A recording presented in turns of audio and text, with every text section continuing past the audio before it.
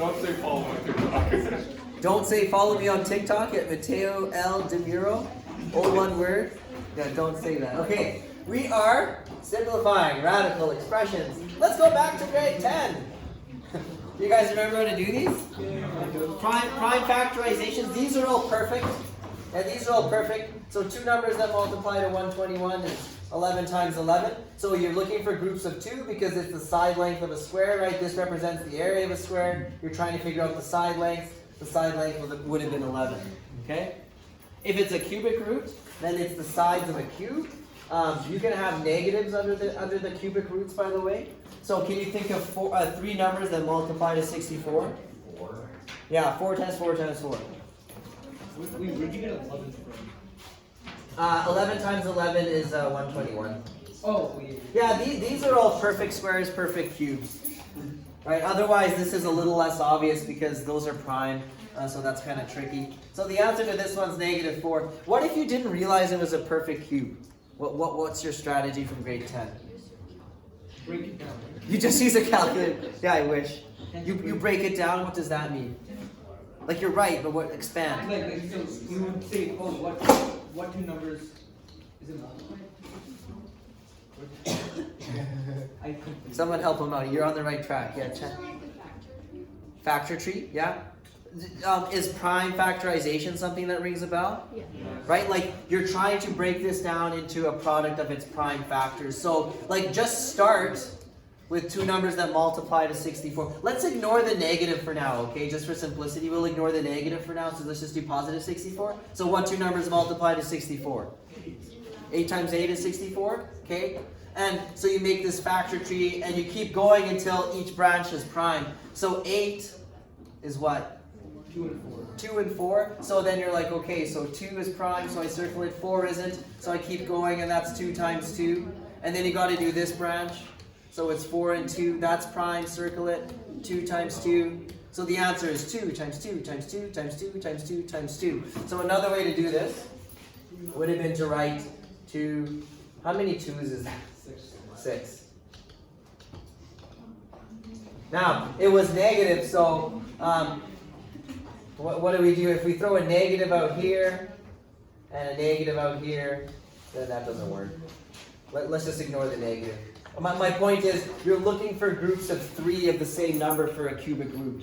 So here's 3 2's, so you can pull out a 2. Here's 3 2's, you can pull out a 2. What's 2 times 2? 4. Okay? And as far as the sign goes, well, we did it for positive 64, but that's how you would break it down. Okay? Everyone's good? Now, are you going to have to do that in grade 11? Maybe to some extent, but in grade 11 what we're doing is we're starting to mix in variables. So not only will you have like numbers, but you're going to be having variables as well. So if you have a 4th root, does anyone know? I think this is a perfect 4th. 3, right? Yeah, it's 3 to the 4.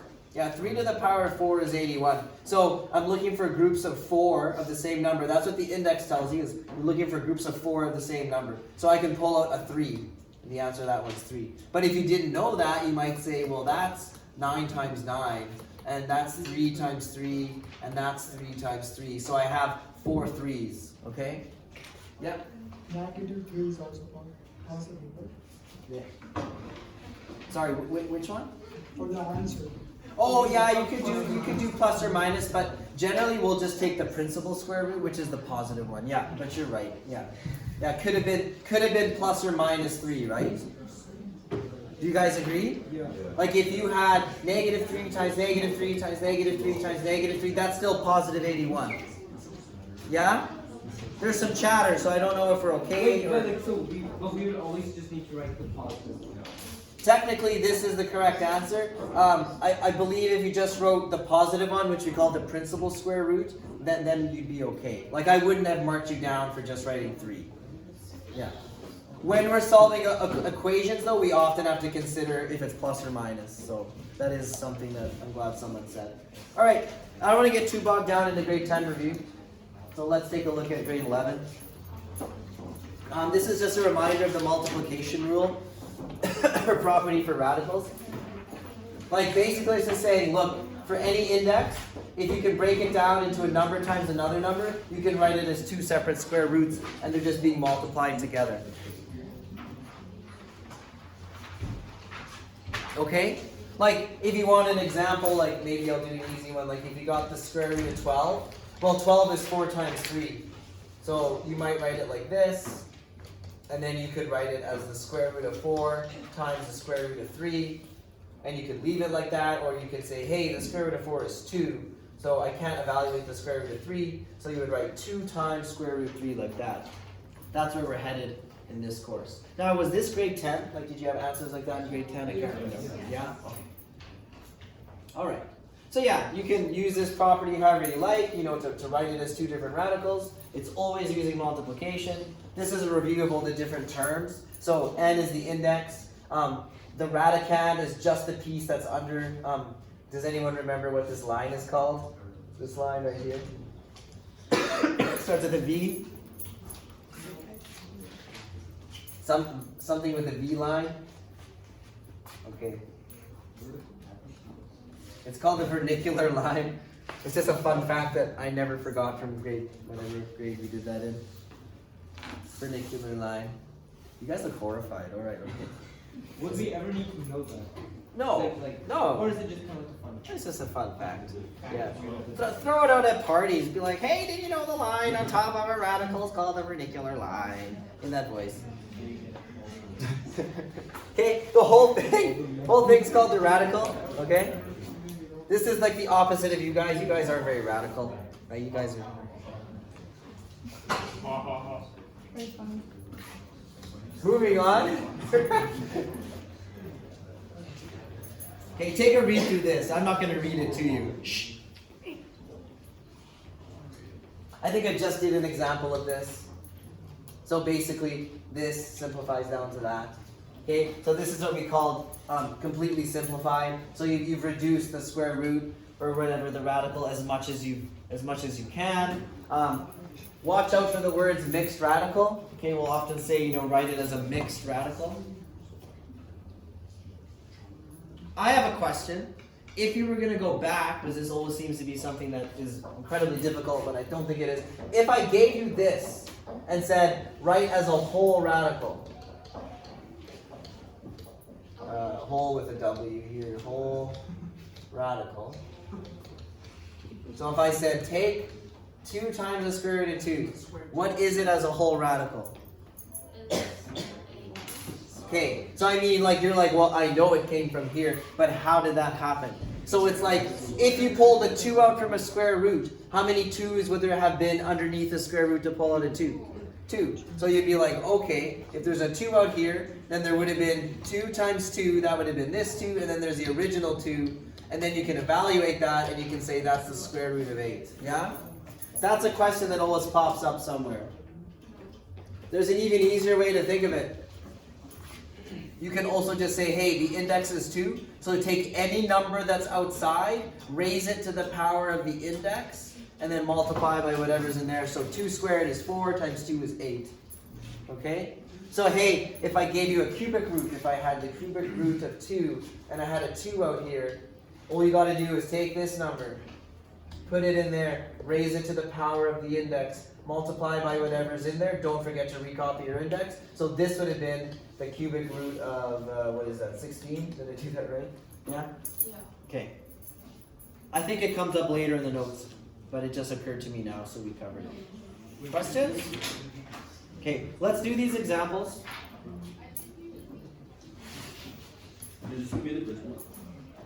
Yeah, I believe we have a quiz tomorrow. Yeah. No, This is going to be But another. is this going to be here? Is this going to be on the quiz? no. I don't know, it depends.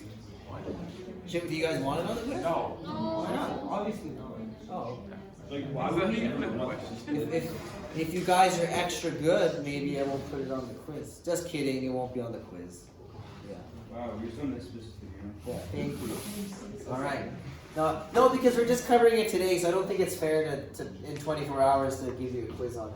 Yeah, so the quiz will go up to what we did yesterday. Yeah, to give you the full 2 days. Okay, let's break this down. Hopefully you move away from the factor trees. Like, you can just start doing the prime factorization in here. So what I like to do is if it's an even number, I'll just divide by 2. right away. And I'll just be like, okay, it's 2 times 16. And then watch out for perfect squares. This is 4 times 4, right? Yeah? So I'm just going to pull out a 4. And then what do I have left over? A prime number, so I know I'm done. I guess that's how you know you're done. It won't necessarily be a prime number, no. You're done when you can't pull anything else out. Like there's no more groups of 2 of the same number. So make sure you break it down completely so you can make sure. What was B? B was... thank you. Okay, so if there's already a coefficient out there, it's fine. Just recopy. And like, okay, this is divisible by 4. So I literally just do the first thing that occurs to me. I'm like, well, that's 4 times 12. Okay, and I still can break these down. So I'm going to keep going. I'm going to keep the 4 because 12 is what times what? 3 times 4. Yeah, 3 times 4 or 4 times 3. Right, and now I'm like, oh, I got 2 4s, so I'm going to pull out a 4. And then you just have a 3 left. What's negative 3 times 4? Well, it's negative 12. There. Now you're done. Okay? So if you type this in on a calculator and you type that in on a calculator, you should get the same answer. Like you're just reducing it, writing it completely reduced. I'm going to say there's really not a lot of utility to this, like so much anymore. It's just basically a brain exercise, I guess. Not very interesting. Yeah, sorry. So what are 2 numbers that multiply to 75? Let's see who's got it. 3 and 25. 3 and 25. Wow, that is good. I like that because 25 is a perfect square, right? It's 5 times 5. So I'm going to pull out a 5. So I got 2 times 5. There we go. 2 times 5 is 10. So I got 10 times the square root of 3, and we're done. Oh my goodness. Oh no, never mind. I just looked at D and was like, we did it wrong. We know D is a different question. So I'll just do it down here. D for demuro. If you're ever guessing on a test and you're not sure, guess D for demuro. Will you give us a right? No, but I have debated making every answer D for demuro. So you never know. You might. That is the meanest thing. Yeah, like your students will just Oh. lose their mind. Oh, well, you know what? I had a professor in university. It was Calc 2, and we were doing these things called polar graphs. I just remember they were really hard, okay? And he gave us like 8 or 9 graphs. And basically he was like, match the equation to the graph, okay? And he had like all the equations and all the graphs, and you had to match them. And I'm not kidding you. The answer I got was A, B, C, D, E, F, G, or whatever. Right? Because you had like, you know, write your answers in a list, and the answer was A, B, C, D, E, F, G. And I remember like doing it like 3 times, and I'm like, well, like I'm an idiot. And I handed in the exam, and as soon as I handed it in, I'm like, what's the answer to the last question? So he like flips it open, he just starts laughing. He's like, he's like, I forgot to scramble them. And then he was like, he's like, nobody will notice. He's like, nobody understands these anyways. Yeah. So, yeah. What if I did that? What if I just made the answers A, B, C, D, A, B, C, D? Well, you gotta make them all I think one. you see a lot of kids cry. They make them all one except one. You know who would that drive crazy? Would be that girl right there. She would go mental. She'd be here for 5 hours. You know. Don't get freaked out if there's a pattern. What if I start spelling things, like spelling messages? Help me. Alright, let's get this done. We're getting sidetracked. Okay, guys. I should have talked about this before, but let's talk about it now. Whenever you have a negative under a cubic root, it's not considered simplified unless you pull out the negative. And I want you to think of the negative like this. You can always do this, right?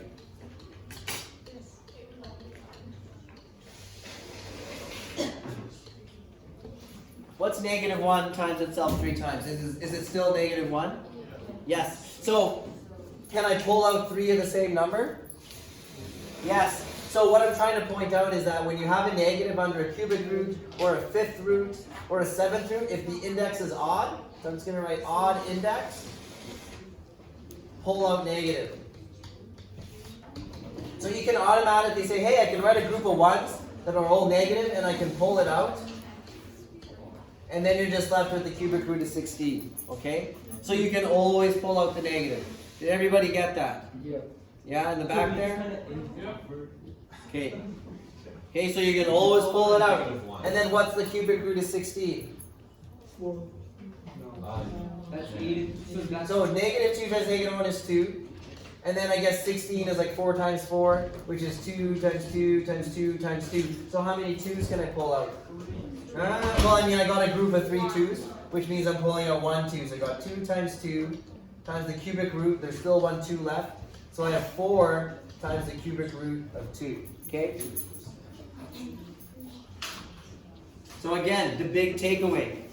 If you have an odd index, you can just pull out the negative. You pull it out. And you don't need to, it doesn't need to mess you up for the rest of time. You're trying to make sure that it's still negative. It's just like, okay, I have a group of 1's that I can pull out. Okay? Is it clear? I see lots of students choking on this. Okay, just pull it out right away. Wait, so what if it was a negative 2? Then I'm sorry, if so you know how it's like the original one, it's negative 2. So yeah. when you invert it, would it? well, we have negative 2 times negative 1, so it became positive. If it was positive, then we would have had positive 2 times negative 1. Yeah, yeah. So after that, do the math. Do whatever math you get outside. Yeah.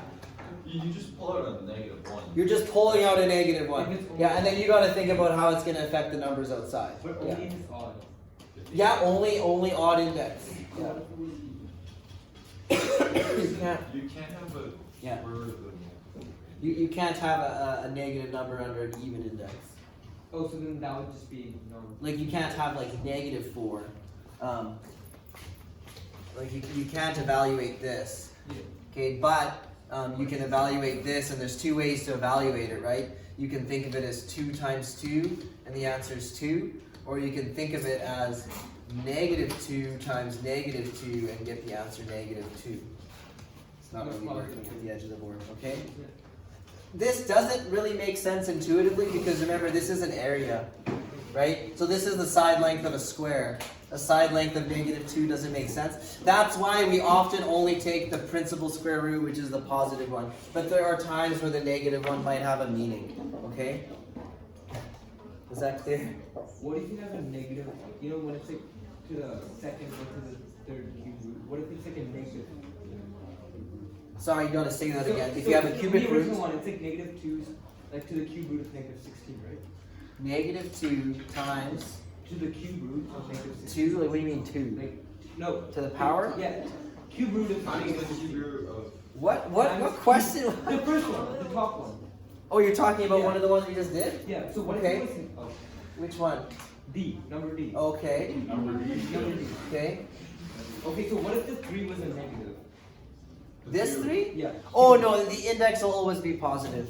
Yeah, I'm yeah, no, the index will always be positive, yeah. Jeez, had me scared. I was like, what kind of question are we going to answer? Okay, negative 2. okay, we talked about this, but let's do some quick practice.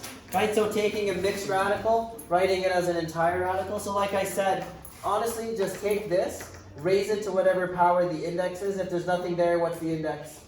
It's a 2. Right, so if you just go 5 times 3 squared, so I took this, raised the power of the index, and then evaluate whatever that is, you'll get that. Okay? So this one would be what? 7 times what? 2 to the power of 2. And then whatever that equals. What's 4 times 7? 28? Alright. Ooh. What if you have negative 4? I wonder if you guys will realize what you need to do there. Can you bring the negative under there? No. No, you can't have a negative. Can't have a negative square root. But you can leave the negative outside and go 4 raised to the power of 2 times 2. So 16 times 2. So it's negative square root 32. Yeah. So it's not a trick question, but it's a tricky question. This one, we already did one like that, who cares? How about this one? So what am I going to raise the 3 to? 3 to the power of the index, very good. So that's going to be, what, 27? Times 2, which I think is 54. Okay, questions?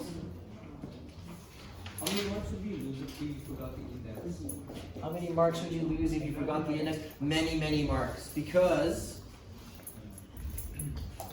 That's not the same thing as this. What's the difference? Yeah, this is a square root, that's a cubic root, they're completely different, yeah.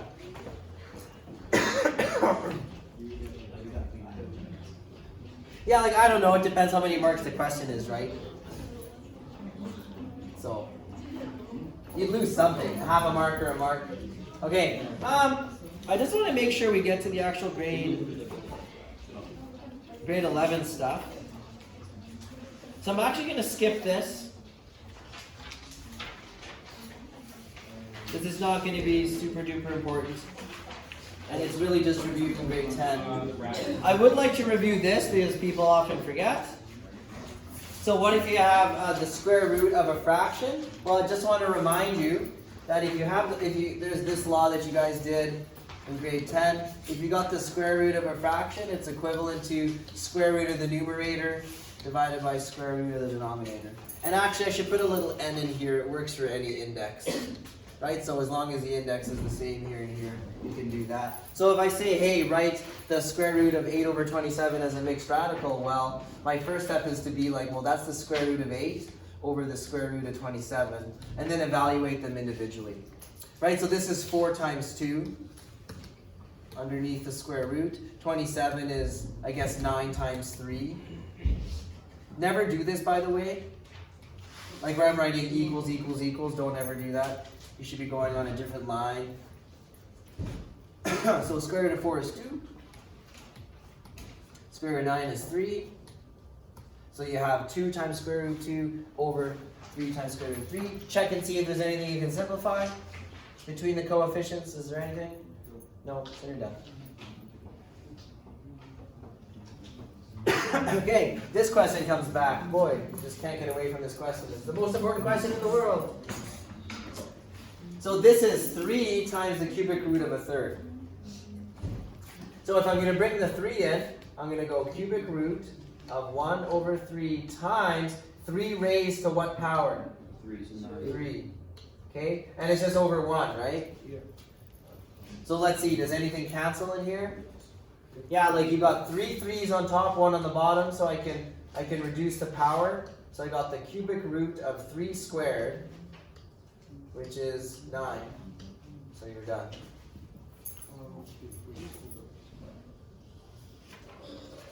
Okay, we're just getting to the new stuff in grade 11 and we got like 8 or 9 minutes.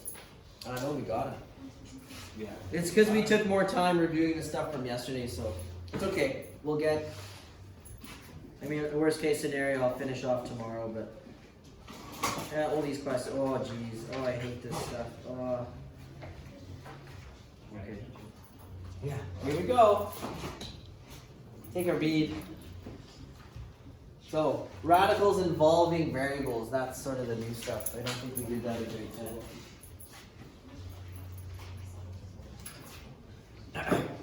There's a couple things we're going to start worrying about. For what values of x is this thing going to be defined for? Okay, so radicals with an even index are only defined for positive values. Okay, so we're going to start asking you about non-permissible values or permissible values. Okay, if the index is odd, then all real values are permissible. So if you see an odd index, and I say, like if I give you this and I'm like, for what values of x is this okay? If it's an odd index, your answer is going to be x element of the reals. As in, I can plug in any value for x, and it's okay because I can add negatives in a cubic root. If it's even, then you need to consider the variable.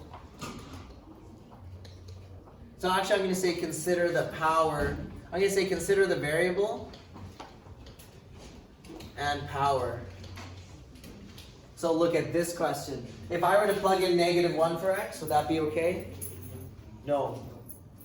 Okay, so for this one, you would go comma, x needs to be greater than or equal to 0, right? I need to make sure that whatever I plug in gives me a positive number. So 0 or bigger.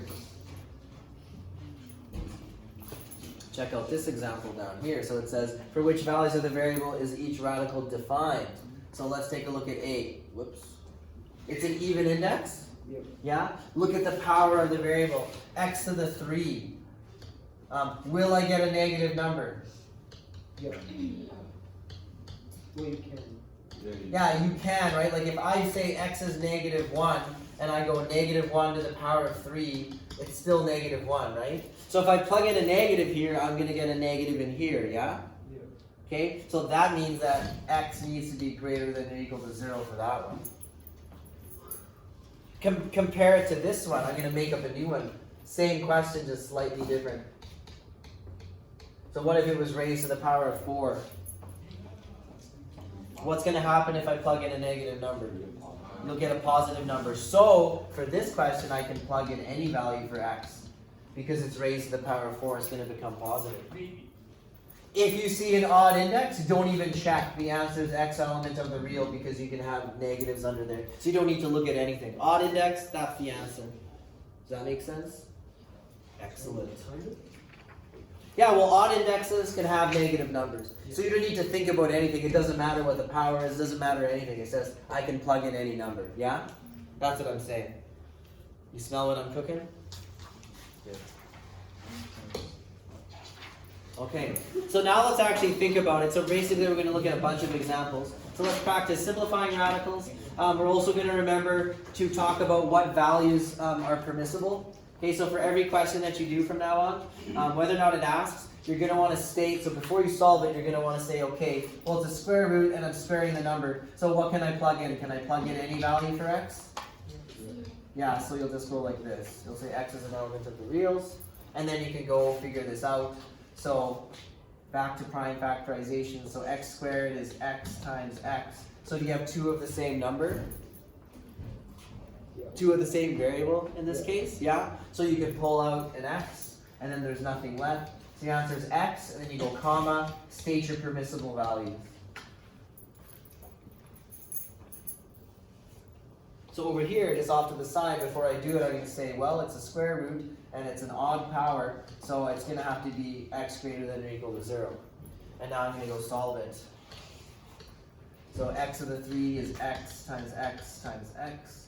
So there's my group of 2. I can pull out an x. I have one left over, so I have x times square root x. I go comma, list my permissible values, so x greater than or equal to 0.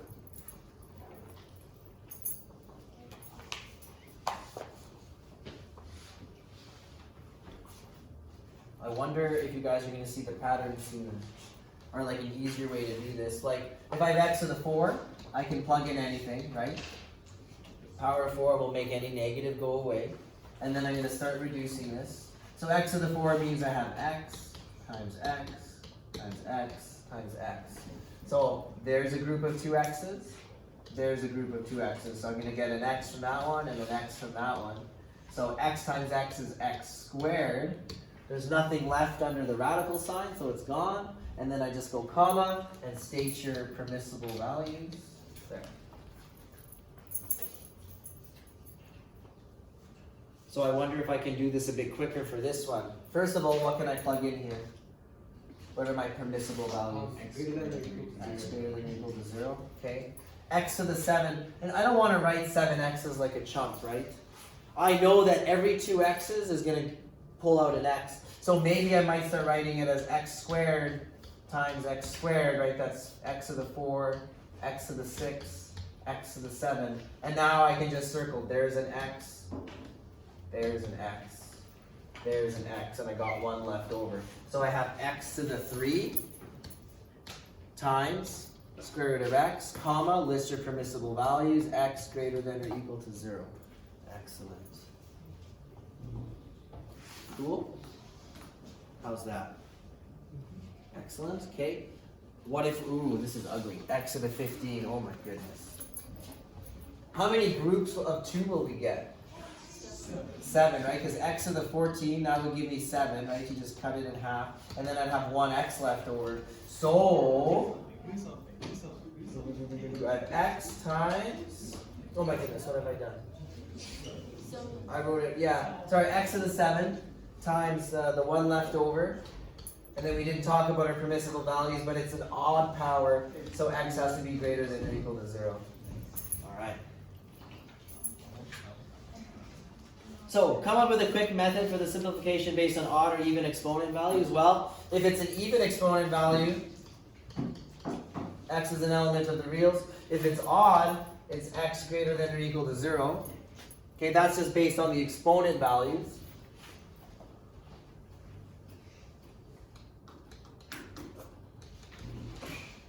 If it's an odd index, x is an element of the reals. If it's an even index, then you need to consider, is it an even power or is it an odd power? Okay? Everyone's clear? So it's kind of like a flow chart. Odd index, here's my permissible values. Oh, let's check that first. If it's even, be like, oh, even power, then that's my permissible values. Odd power, that's my permissible values. Okay? So it's like a little flow chart. Everyone's clear? Check the index. If it's odd, it's that. If it's even, think. All right? Cool. I'm going a little fast because we have like just minutes left. Okay. More practice. Why don't we do C? I'm tired of doing those ones. If we have time, otherwise we'll just pick it up tomorrow. We'll try to wrap up C.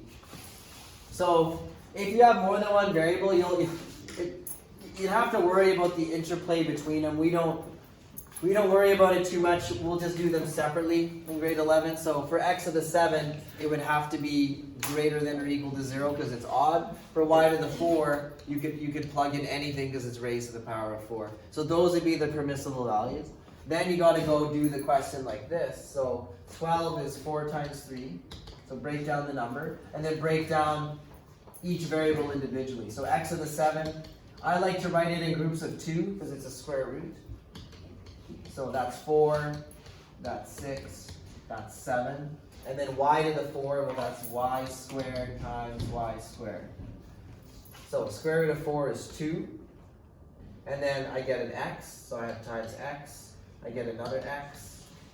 So I just circle the things that I pull out. I get another x. I have an x left over. I get a y. I get another y. And then I just scan through and I got a 3 that's not circled and an x. So I got a 3x. Clean this up. So that's x to the 3. And I got y times y, so y squared times the square root of 3x, comma, x greater than or equal to 0, comma, y element of the reals. Aren't you guys just loving this? Okay. I think we'll stop there. Also, I'm sorry, that's horrible stuff. Yeah. Okay. So for mental math, we'll do some of the, we got a couple of questions left, we'll do them. And yeah, thanks for your attention.